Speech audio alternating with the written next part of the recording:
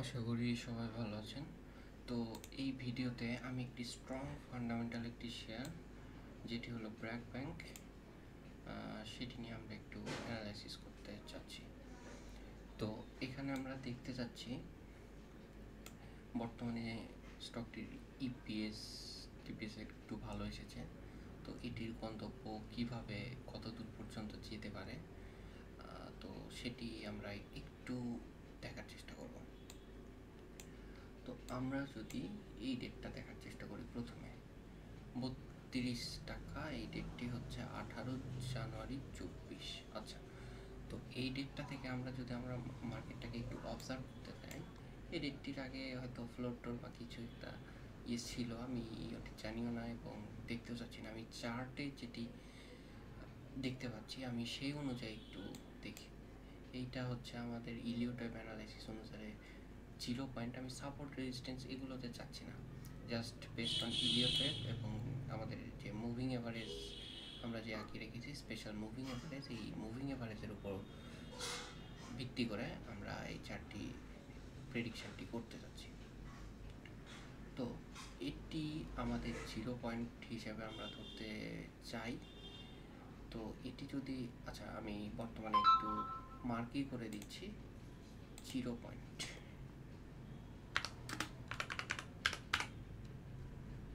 Okay, that's it. এবং আমরা এখানে যে মুভিং এভারেজের ক্রস ওভার, এটি সবসময় একটু দেরিতে পায় সিগন্যাল আসে এই জোনটিতে, অর্থাৎ 13 তারিখে আসে, যে তারপরেও একটি আপওয়ার্ড মুভমেন্ট আমরা পেয়েছি। তো মেন কথা আমরা বলতে যাচ্ছি যে এটা যদি আমাদের 0 পয়েন্ট হয়, আমাদের হচ্ছে যে মার্কেট স্ট্রাকচার, সেই স্ট্রাকচার অনুযায়ী 0 পয়েন্টটা আমরা এই জায়গা থেকে আমরা মেজার করছি, আমরা প্রাইস অ্যাকশনটা ঠিক রাখছি। ওয়েব 1 2, আই থিঙ্ক এইটা 3 4। আচ্ছা, আমি একটু চারটাই পাশে নিচ্ছি। 4 হচ্ছে এইটা হবে, অ্যান্ড দেন এইটা 5। আচ্ছা, আমি যে শুধু আঁকালাম এমন না, আমি একটু এটার ব্যাক এন্ডে যে টেস্ট, সেই টেস্টটা একটু করতে চাচ্ছি। আমাদের প্রথম যে শর্ত 0 পয়েন্ট যে 2, সেটা কখনো 0 পয়েন্টের নিচে নামবে না। আচ্ছা, 0 পয়েন্ট যেহেতু আমরা এটিকে ধরেছি, অর্থাৎ 32 টাকা 20 পয়সা, এখানে আমরা দেখছি 2 পয়েন্ট কিন্তু 32 টাকা 20 পয়সার নিচে নামে নাই, তাহলে প্রথম শর্ত আমাদের পূরণ হয়েছে। তো আমরা এখন কাউন্টিং অনুযায়ী ওয়েভ 3 যে আমাদের প্রেডিকশান, সেখানে আমরা একটি ফিবোনাচি টুলের সাহায্যে আমরা 0 1 এবং 2টাকে আমি একটু দূরে কানেক্ট করছি।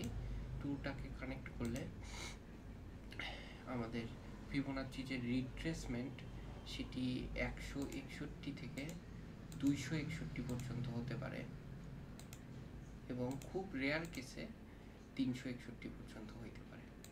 আই থিঙ্ক এটা রেয়ার কেস নয়, এটি নর্মাল কেস। 161 থেকে 261 পর্যন্ত এটির যে মুভমেন্ট, সেটি আমরা পেয়েছি এর মধ্যবর্তী, এই মাঝখানে কোনো একটা জায়গায়, সেই জোনটি, এই জোনটির মধ্যেই। তাহলে আমরা একটি প্রপার ওয়েভ 3 হিসাবে এটিকে কাউন্ট করতে পারি। আচ্ছা, ওয়েভ 3 হিসেবে আমরা যখন এটিকে কাউন্ট করছি, তারপরে আমরা এটিকে মিশিয়ে দিচ্ছি, যেহেতু এটি প্রপার ওয়েভ 3 আমাদের মেনটেন করেছে রুলসকে, সেটিকে আমরা মিশিয়ে দিচ্ছি। এবং ওয়েভ 3 থেকে ওয়েভ 4, এটা হচ্ছে 38 থেকে 50% আমাদের যে নর্মাল ফিবো এক্সটেনশন থাকে, সেটির 38 থেকে 50% পর্যন্ত কারেক্টেড হয়।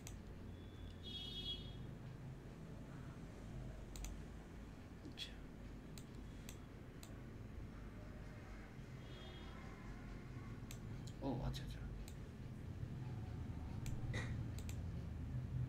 এই যে এখানে আপনারা দেখতে পাচ্ছেন, এটি যে আপওয়ার্ড মুভমেন্ট তৈরি করেছে, এখানে একেবারে 50% পর্যন্ত এটি কারেক্টেড হয়েছে, তাহলে আমরা ওয়েভ 4টাকে প্রপার ওয়েভ 4 বলতে পারি। আচ্ছা, তো আমরা ওয়েভ 3 পর্যন্ত কাউন্টিং, ওয়েভ 4 যেহেতু ওয়েভ 3 এর 2 এর নিচ পর্যন্ত আসে নাই, ওয়েভ 4টাকেও আমরা জেনুইন বলতে পারি। আচ্ছা, ইট 4 এর ক্ষেত্রে আমরা যে এটা করতে পারি, এটা হচ্ছে 23 থেকে 38 থেকে 50% পর্যন্ত কারেক্টেড হয়ে থাকে। এখানে যদি আমরা ভিভো রিট্রেসমেন্ট করি 38 থেকে 50, এখানে দেখা যাচ্ছে একেবারে আমাদের 50% পর্যন্ত কারেক্টেড হয়েছে, এটি আমরা প্রপার ওয়েভ 4 বলতে পারি। এবং লাস্টলি যেটি থাকলো, এটি লাস্ট ওয়েভ এবং ওয়েভ 5 এর ক্ষেত্রে আমরা হচ্ছে যদি 3 এবং 4 পয়েন্টকে ফিবোনাচ্চি রিট্রেসমেন্ট করি, আচ্ছা এখান থেকে 3 এবং 4কে যদি আমরা ফিবো দ্বারা রিট্রেসমেন্ট করি, তাহলে এইটা মোটামুটি 161%-এর মতো যেতে পারে। আচ্ছা,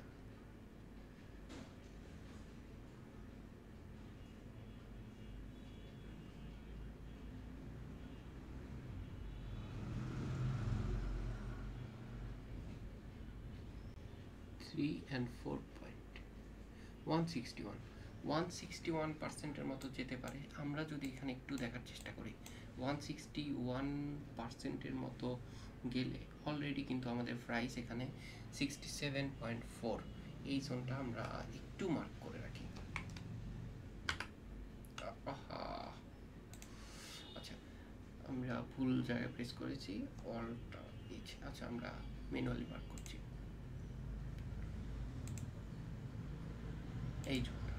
এই জোনটা পর্যন্ত আমাদের প্রথম টার্গেট হতে পারে, এবং যদি এটা খুব রেয়ার, সেখানে আমাদের প্রাইস অ্যাকশন 261 এই পর্যন্ত যেতে পারে। তো এটাই আমাদের বর্তমানে মার্কেট সম্পর্কে, আচ্ছা অর্থাৎ এই ব্র্যাক ব্যাংক সম্পর্কে আমাদের প্রজেকশন। আমি এইসব বর্তমানে মিশে দিচ্ছি, কারণ এইসব অ্যানালাইসিস আমরা প্রপারলিভাবে করেছি। তো মেইনলি আমরা যদি বলতে চাই মোটা দাগে, আচ্ছা আমরা একটু স্পষ্ট করে দিচ্ছি এটা।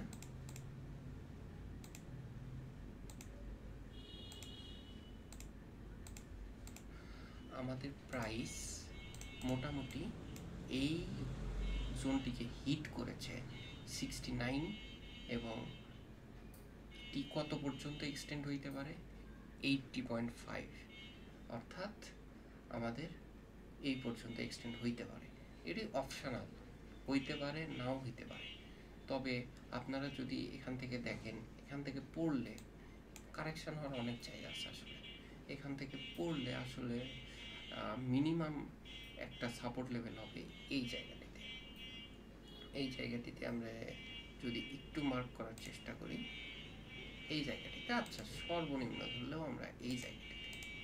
আচ্ছা, এখানে আপনার তাহলে রিস্ক রিওয়ার্ড রেশিওটা কত হয়? এক্সট্রিম রিস্ক হয়ে যায় এখানে, তাও আমি ধরছি। এখান থেকে আপনার রিস্ক রিওয়ার্ড রেশিওটা কত হইতে পারে? আপনার রিওয়ার্ড রেশিও হইতে পারে অলমোস্ট 19.64%, ঠিক আছে? আর আপনার রিস্ক রেশিও হইতে পারে কত পার্সেন্ট?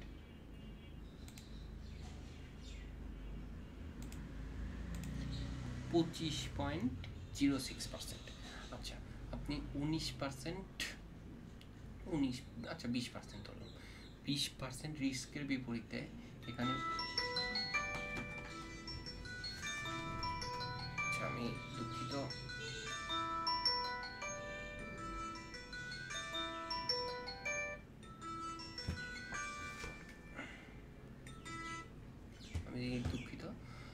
মাঝখানে একটু ফোনে সাউন্ড চলে এসেছিল। এখানে আমরা 19% রিওয়ার্ডের ভিত্তিতে এখানে অলমোস্ট 25% রিস্ক এখানে রয়ে যায়। আচ্ছা, এরপরে আমরা যদি একটু আমাদের ইন্ডেক্সটা সম্পর্কে বলতে চাই, আমার আগের ভিডিওতে আমি বলেছি ইন্ডেক্স বর্তমানে কারেক্টিভ মোডে আছে এবং এইখান থেকে আমি এই জোনটি আঁকিয়ে রেখেছিলাম। চাইলে আপনারা আমার গত ভিডিওটা চেক করতে পারেন। ঠিক এই জোনটা থেকে, এই জোনটা কিসের ভিত্তিতে আঁকিয়েছিলাম, এই যে প্রিভিয়াস যে হাই ছিল পিন, এই পিনের ভিত্তিতে আঁকিয়েছিলাম। ইলিওটয়েড ওই সম্পর্কে আমি বর্তমানে যেতে চাচ্ছি না, সেটি সম্পর্কে ডাউন ট্রেন্ড বর্তমানে মার্কেট কনফার্ম করেছে যে এটির উপরে আপাতত যাচ্ছে না। আচ্ছা, মার্কেটের মিনিমাম সাপোর্ট কত? 5232। এই জোনটিতে আসলে মার্কেট একটি সাপোর্ট পেতে পারে। সুতরাং আজকে একটি পতনের ধারাতেই আমরা থাকবো বলে আমরা ধারণা করছি। তো সেইখান থেকে আপনার কি ধারণা যে এইখান থেকে ব্র্যাক ব্যাংক রিভার্স করবে? হ্যাঁ, করতে পারে, সাময়িক রিভার্স করতে পারে। এই 60 এই পর্যন্ত যাইতে পারে, 80 পর্যন্ত যাইতে পারে, আমি এখানে অস্বীকার করব না। তবে যাওয়ার সম্ভাবনা, আমি সত্যি বলতে আমার পার্সোনালাইজেশন বা পার্সোনাল মতামতের ভিত্তিতে একান্ত বলতে চাইলে খুব কম। আপনারা যদি এখানে বর্তমানে এন্ট্রি নিতে চান তাহলে জেনে বুঝে এন্ট্রি নেবেন, রিস্ক রিওয়ার্ড রেশিওটা মাথায় রেখে এন্ট্রি নেবেন এবং এখান থেকে এত পার্সেন্ট উপরে যেতে পারে, অলমোস্ট 19%, এবং এখান থেকে 25% ফল হইতে পারে, এইটুকুই আমি বলবো। তো এটি ছিল আমার ব্র্যাক ব্যাংক সম্পর্কে ডিটেলস অ্যানালাইসিস এবং মার্কেট সম্পর্কে একটি ছোট আপডেট। মার্কেট বর্তমানে ডাউন ট্রেন্ড আছে, এখান থেকে সাময়িক পজিটিভিটি হয়তো দিলেও আমরা আলটিমেটলি মিনিমাম এই সাপোর্টটাতে আসবো 5233 বা এই পর্যন্ত মিনিমাম। এটা আজকে পজিটিভ যাবে নাকি আমি সেটার বিষয়ে বলতে যাচ্ছি না, কিন্তু টানা 2-3 দিন মার্কেটের সেন্টিমেন্ট একটু নেগেটিভ, এখান থেকে সাময়িক একদিন পজিটিভ যেতেই পারে। এবং কিন্তু বর্তমানে মার্কেট একটি ডাউন ট্রেন্ড, ডাউন বলতে ডাউন মুভমেন্টে আছে, ডাউন ট্রেন্ড না, এটি একটি আপ ট্রেন্ডই বলা চলে, ডাউন মুভমেন্টে আছে, এটি একটি রিটেস্ট সিনারিও হতে পারে। তো এই ছিল আমার ভিডিও। সবাই ভালো থাকবেন, সুস্থ থাকবেন, সাবধানতার সাথে বিনিয়োগ করবেন। ধন্যবাদ সবাইকে।